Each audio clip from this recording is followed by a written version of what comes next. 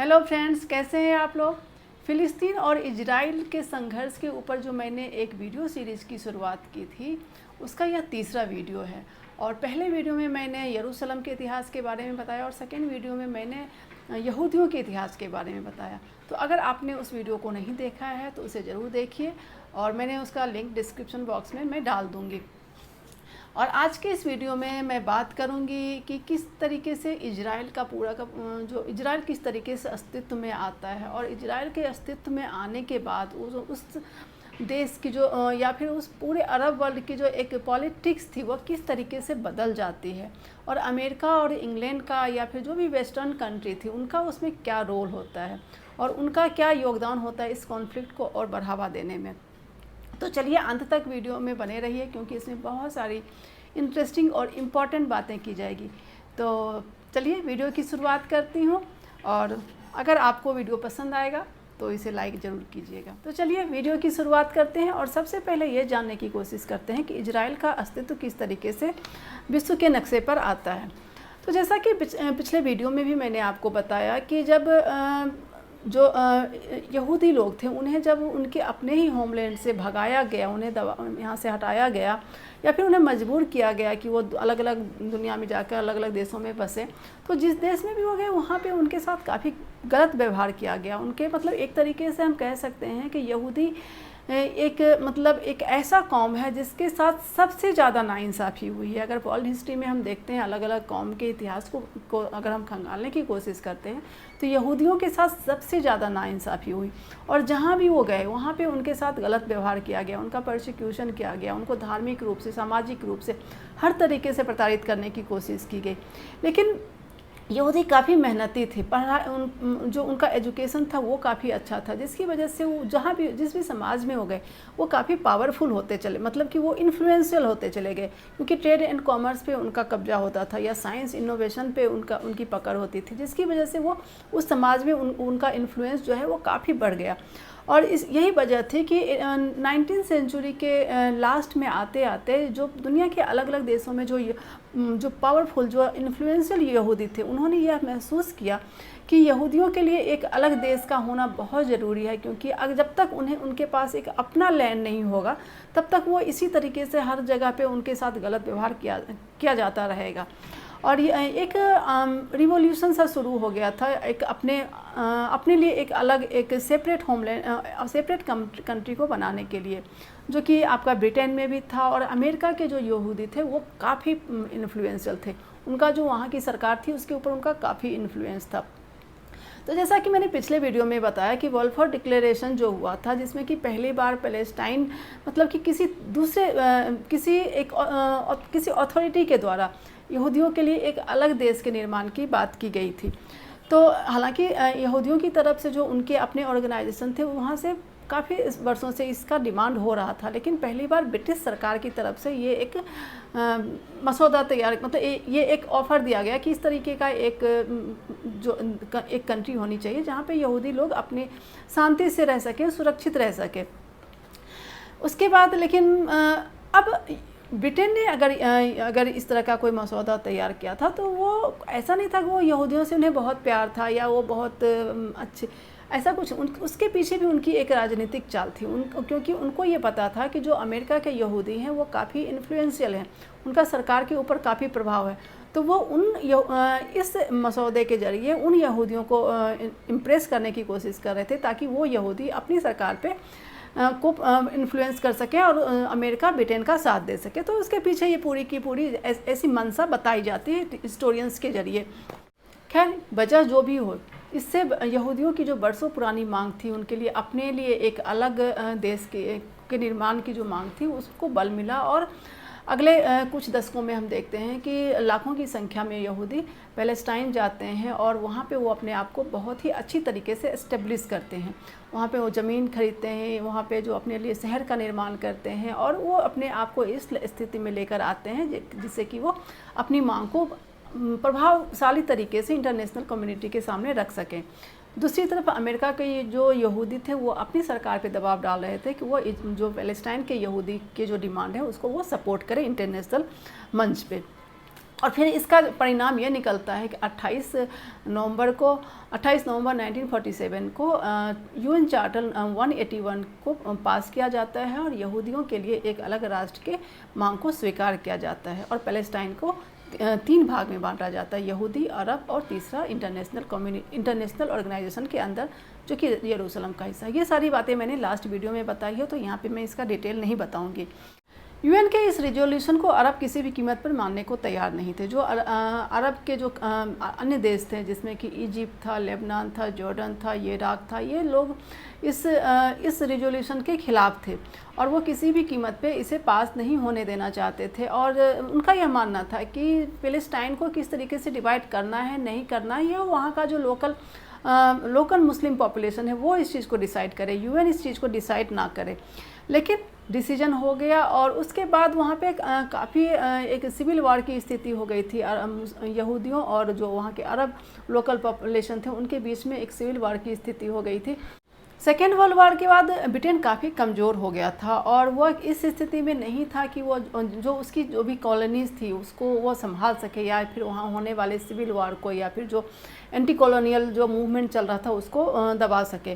तो धीरे धीरे करके ब्रिटेन जो है वो बाकी अपनी जितनी भी कॉलोनीज उसकी थी उसको उसने आज़ाद करना शुरू किया था और जिसमें इंडिया भी उसी दौरान आज़ाद हुआ था और फ़िलिस्तीन को भी उसी दौरान आज़ाद किया गया। और यह तारीख थी 14 मई 1948 को, जिस दिन ब्रिटेन फ़िलिस्तीन से निकलता है उसी दिन यहूदियों के नेता डेविड बेन गुरियन आज़ादी की घोषणा करते हैं और एक नए इजराइल राष्ट्र की स्थापना की भी घोषणा करते हैं।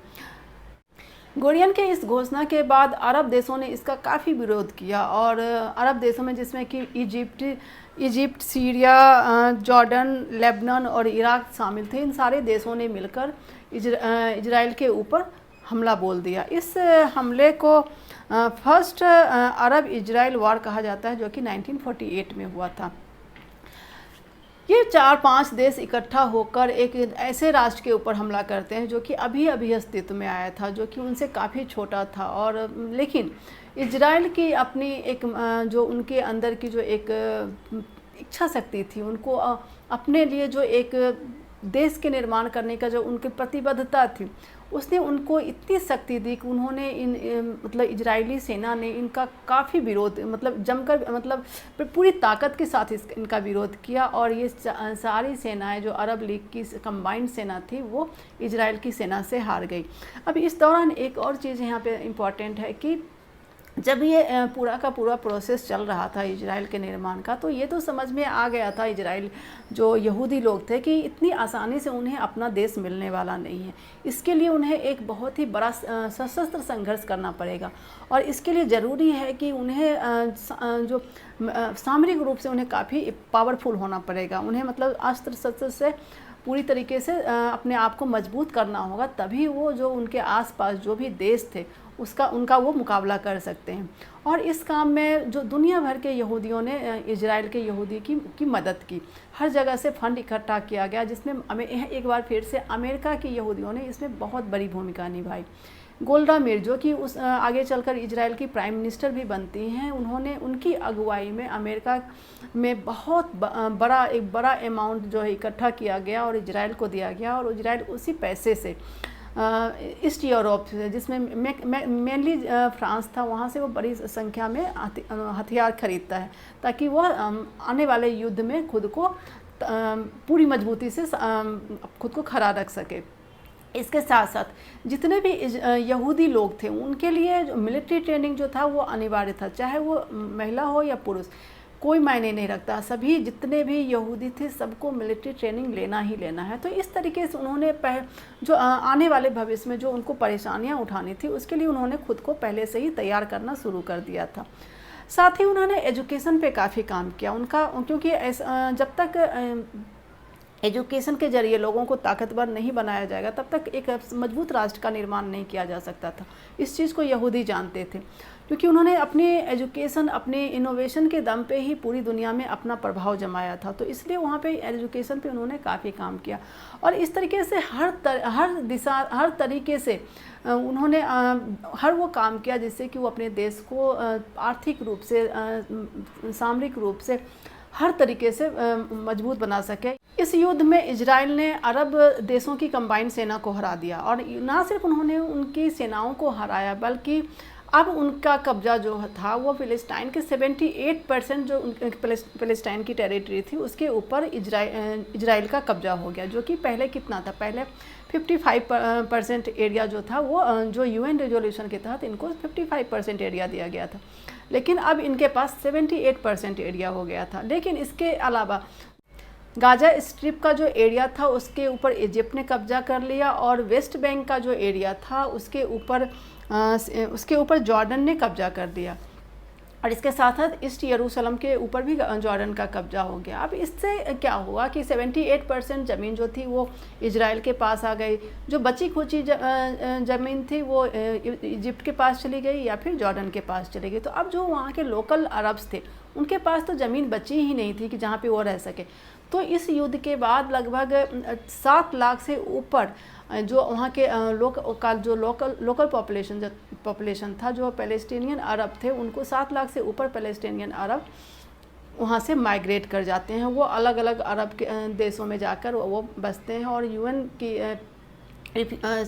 के द्वारा उन्हें एक रिफ्यूजी का दर्जा दिया जाता है।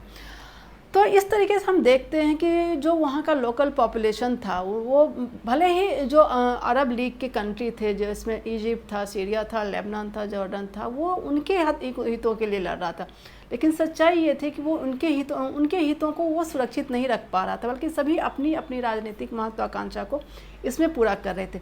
एक तरीके से हम कह सकते हैं कि जो फ़िलिस्तीनी थे वो अपने ज़मीन के लिए लड़ना चाह रहे थे, जो इजरायली थे वो अपने देश के लिए लड़ना चाह रहे थे, लेकिन जो बाकी लोग थे जो कि इस लड़ाई में जो कूद पड़े थे वो फ़िलिस्तीनी या फिर इजरायली के लिए नहीं लड़ रहे थे, बल्कि वो अपनी अपनी राजनीति के लिए लड़ रहे थे। भले ही जो देश इजराइल को हथियार दे रहा था वो भी इजराइल की तरफ से नहीं लड़ रहा था, बल्कि उसके अपने स्वार्थ थे।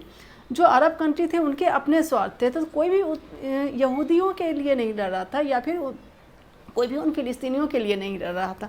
तो यही राजनीति यही होता है। 1967 में इजराइल को एक और युद्ध लड़ना पड़ता है, और इस युद्ध का नाम है 6 डे वॉर। यह लड़ाई पूरी 6 दिन तक चली थी, और इसमें भी इजिप्ट, जॉर्डन, सीरिया, लेबनान जो उसके पड़ोसी अरब कंट्री थे वही इसमें भी शामिल थे। 6 दिन तक यह युद्ध चला, और यह युद्ध इजराइल ने इतनी मजबूती के साथ लड़ा कि उसने ना सिर्फ उन ज़मीनों पे वापस कब्जा किया जो कि इजिप्ट और जॉर्डन के पास थे, जो गाजा पट्टी का जो एरिया था या फिर वेस्ट बैंक का जो एरिया था, उस पूरे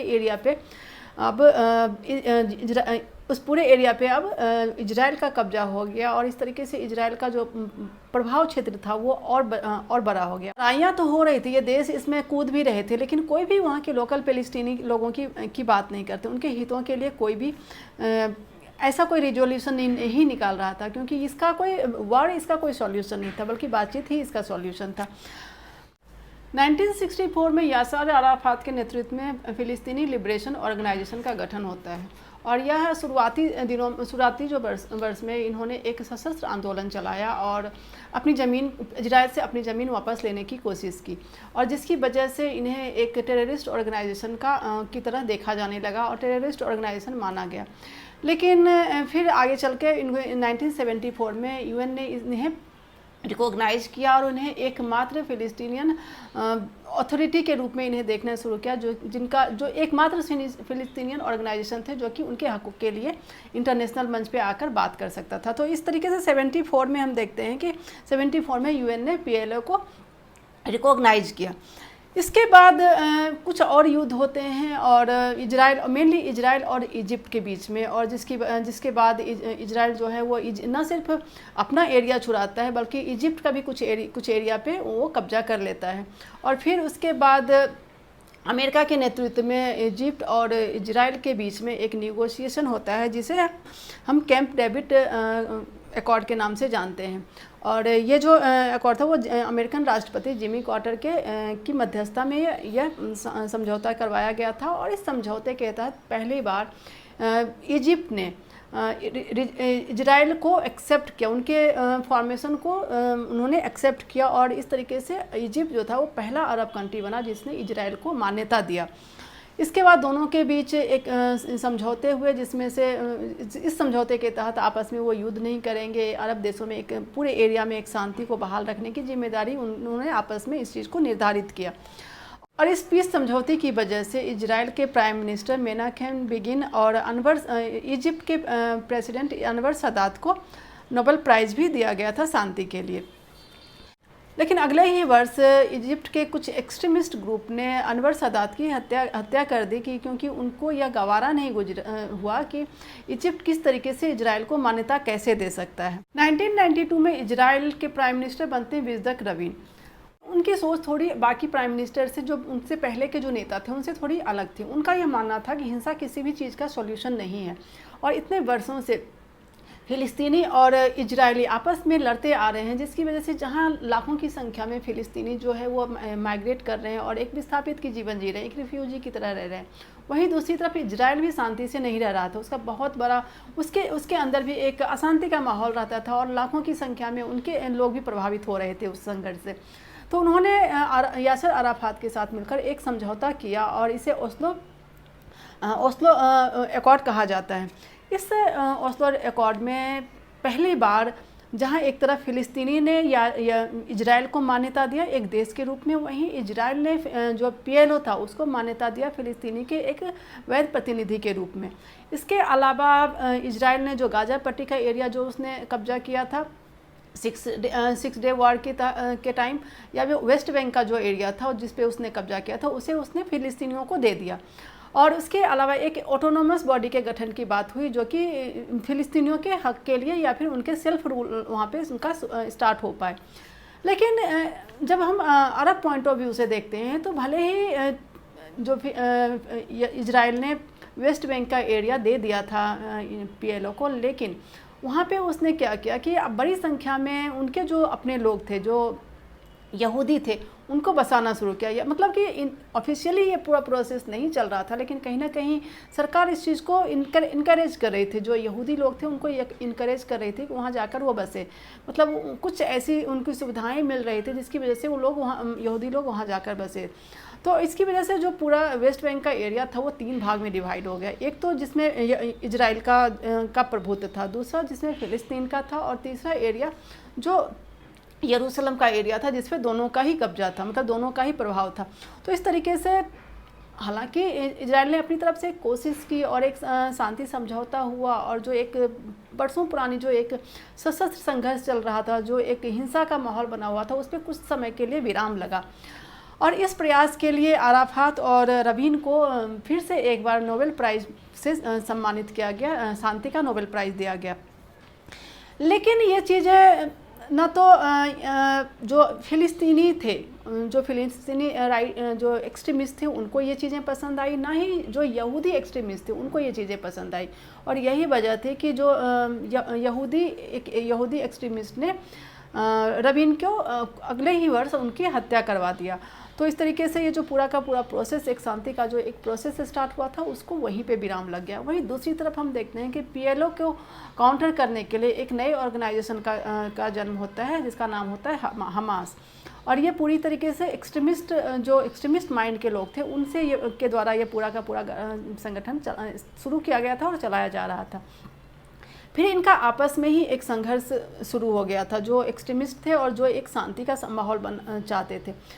उसके बाद 2006-07 के इलेक्शन में हमास इलेक्शन जीतता है और फतह हार जाता है। उसके बाद वहाँ पे गाज़ा पट्टी पे हमास का शासन शुरू होता है और इस वक्त PLO की जो संस्था फतह है उसका जो शासन है वो वेस्ट बैंक के ऊपर है। देखते हैं कि 2 बार शांति का प्रयास किया गया और इसके लिए 2 बार शांति के नोबेल पुरस्कार भी उनके जो जिसने भी प्रयास किया उन नेताओं को भी मिला, रबीन को या फिर अनवर सादात को या फिर बेगिन को, यासर अराफात को या नोबेल प्राइज़ भी दिया गया क्योंकि उन्होंने उस एरिया में शांति को बहाल करने की कोशिश की। लेकिन जो वहाँ के एक्सट्रीमिस्ट ग्रुप के लोग हैं वो नहीं चाहते कि उस एरिया में शांति हो, क्योंकि उनकी पूरी की पूरी रोजी रोटी ही जो है वो उस अशांति की वजह से बनी हुई है।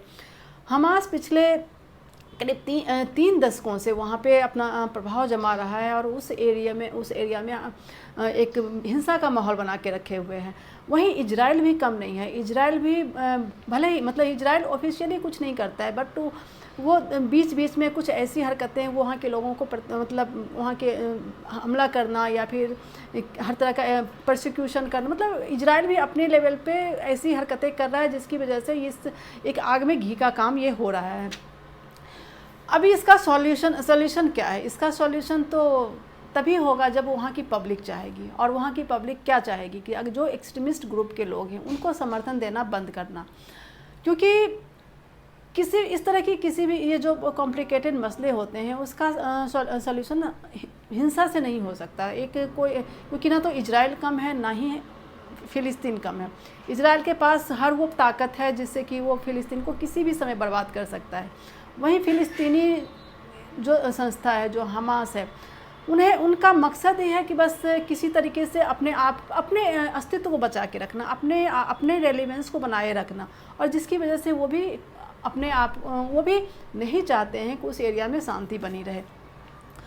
अभी पीछे हमने देखा कि हमास ने किस तरीके से इजराइल में जो वहाँ की आम जनता के ऊपर जिस तरीके से अटैक किया, या फिर जो रॉकेट से उसने सैकड़ों की संख्या में रॉकेट दागा, तो ये अपने आप में इजराइल को उकसाने वाली बात थी। और अब आने वाले वक्त में क्या होगा ये तो वक्त ही बताएगा, क्योंकि जिस तरीके से हमास ने जो हरकतें की, इजराइल अब पीछे नहीं हटने वाला है। जैसा कि वहाँ के प्रधानमंत्री बेंजामिन नेतन्याहू ने कहा है कि वो अब ये वार जो है वो किसी न किसी एक निष्कर्ष तक पहुँचेगा।